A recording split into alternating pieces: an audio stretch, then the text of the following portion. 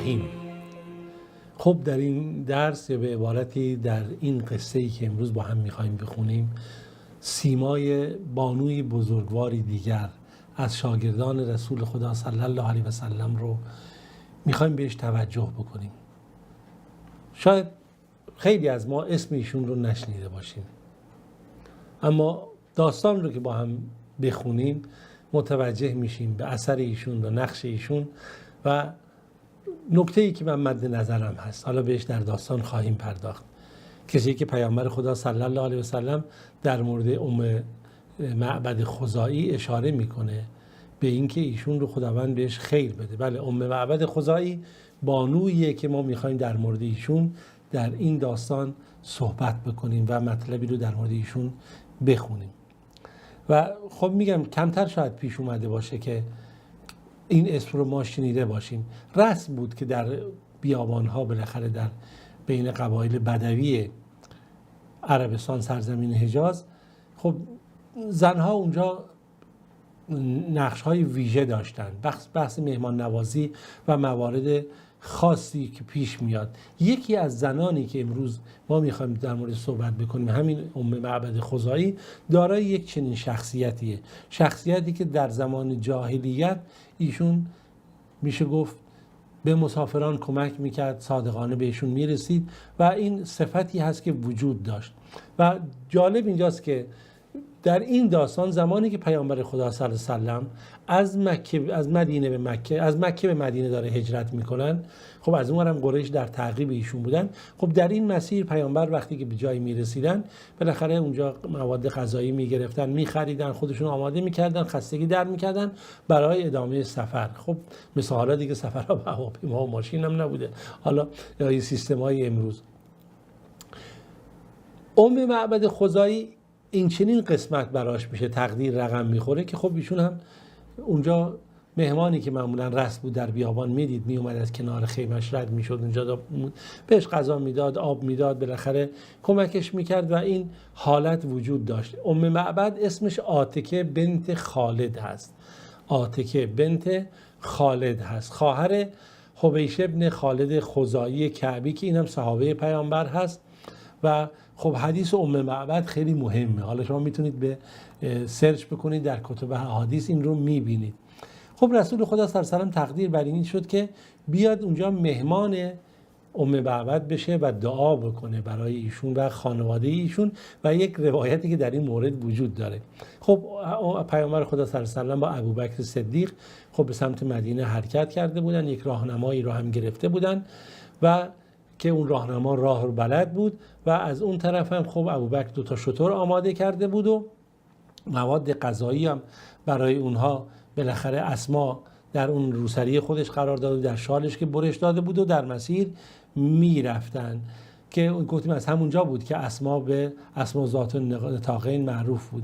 عامر ابن فهیره هم که غلام ابوبکر بود همراه اینها بود که تا خدمت به ابوبکر و پیامبر خدا انجام بده.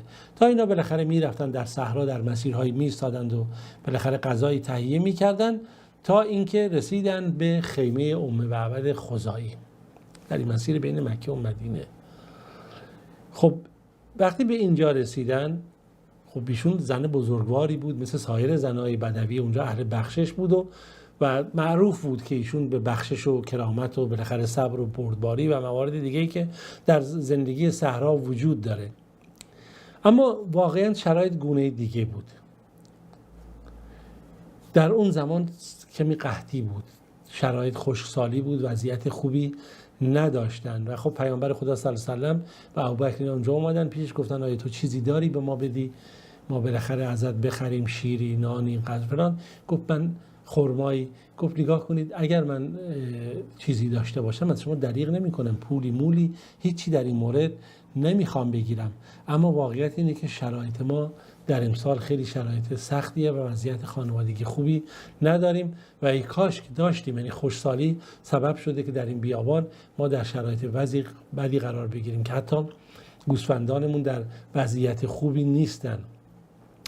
رسول خدا صلی الله علیه و آله وقتی صحبت این زن رو شنید، خب صحبت خیلی جالبی کرد. گفت ما اگه داشتم پولی نیازی نیست ولی ندارم و اینجوریه. یک گوسفندی در گوشه همون خیمه بود و ضعیف و لاغر بود. همون قسمت خیمه بسته شده بود. به این معبد گفت که این گوسفند وضعیتش چجوریه؟ گفت بابا این انقدر ضعیف و ناتوان بود که ما ترسیدیم تو این گرما و تو این صحرا با شوهرم اینو بفرستیم که بشه بالاخره بره بچره. پیامبر گفت آیا این شیری هم داره؟ گفت یا رسول الله این دیگه توانتر از اینه که بخواد شیری داشته باشه. رسول خدا اجازه میدی من برم شیرشو بدوشم؟ گفت بفرما شما. حالا رسول خدا هم نمیشناخت. بعد خب گفت بفرمایید شما پدر مادر من بالاخره فدای شما، این اصطلاحی که در عرب هم به کار میرن، برید اگه دیدید شیری داره برای خودتون شیر رو بدوشید. رسول خدا صلی الله علیه و آله مجردی که رفت بالاخره دست زد به اون سینه های گوسفند، بالاخره قسمتی که شیر رو میدوشن، اسم خدا رو برد و دعا کرد.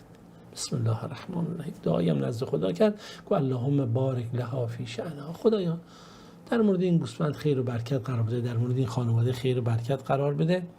میگه یه دفعه این بالاخره شرایط تغییر کرد و این سینه های گوسفند آماده شیر شد و پیامبر شروع کرد از اون نوشیدن و داد. اول به همین معبد خورد، سیر شد. بعد اصحابی که باش بودن، ابوبکر رو بالاخره اون راهنما و اون غلامی که داشت و بعد خودش آخر خود پیامبر خورد، چرا که معروفه ساقی القوم آخرهم شربن، کسی که به مردم میده خودش آخر میخوره. حالا رسول خدا صلی الله علیه و آله ساقی باشه، ببینید اینو رعایت میکنه.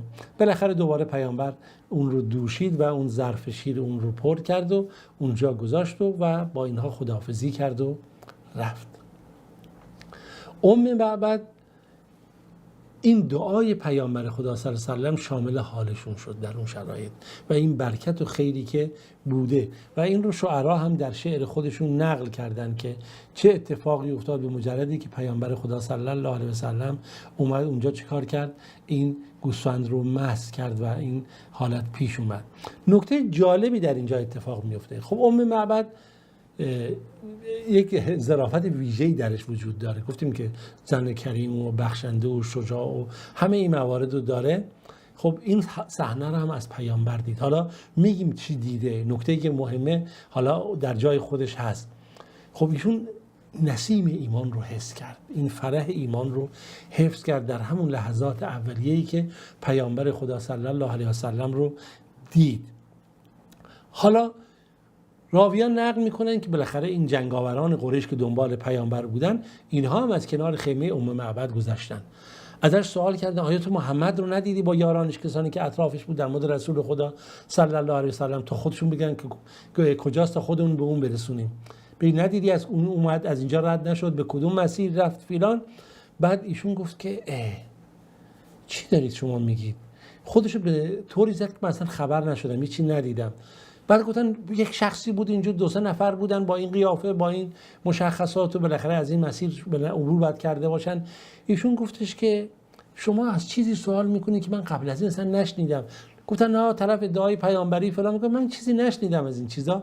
بالاخره طوری برخورد کرد که اینها متوجه نشن و راه رو هم نتونن درست برن و در تعقیب پیامبر بتونن به اون برسن و فرصتی هم بشه که بالاخره بین پیامبر اونها فاصله بیفته. این نشون میده که این زن با ذکاوت و زن قدرتمندی بود و فهم خیلی زیبایی و دقیقی داشت. اما داستان ما در اینجا تازه شروع میشه، چرا که معبد نکته‌ای وجود داره در این ملاقاتی که با پیامبر خدا صلی الله علیه و سلم داشت که این یک فهم خاصی رو به انسان میده. چرا که ایشون در همون ملاقاتی که اتفاق افتاد یک ویژگی هایی رو، صفاتی رو از پیامبر دید و بعد اینها رو توصیف کرد که در جای خودش همه واقعا توصیف کنندگان پیامبر و صحابه مردان حتی اون روزگار نتونستن این گونه توصیف بکنن با این ذکاوت. چرا که ایشون هم دارای فصاحت بود و این اسلوب کلام و توصیفی که ایشون در مورد پیامبر به کار میبره بسیار ظریف و زیبا هست. یعنی در بین مردانی که در اون زمان بودن هیچ کس نتونسته که این گونه که ایشون رسول خدا رو در شمائل و در ظاهر پیامبر توصیف میکنه، در باطن پیامبر بتونه توصیف بکنه در چند جمله کوتاه.